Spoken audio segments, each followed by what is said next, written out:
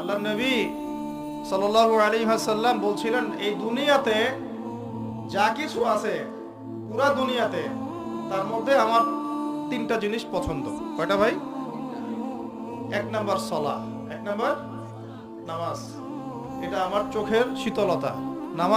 নামাজে দাঁড়ালে আমার হৃদয় শান্ত হয়, চোখ ঠান্ডা হয়ে যায়।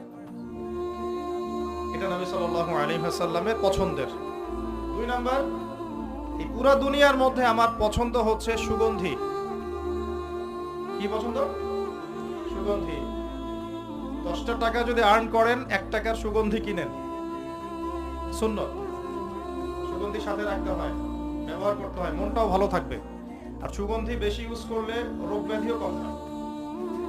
3 নাম্বার হচ্ছে স্ত্রী। 3 নাম্বার কি? স্ত্রী। স্ত্রীরা আমার পছন্দ। নবী সাল্লাল্লাহু আলাইহি ওয়াসাল্লামের এই 3টা জিনিস পৃথিবীতে পছন্দ ছিল।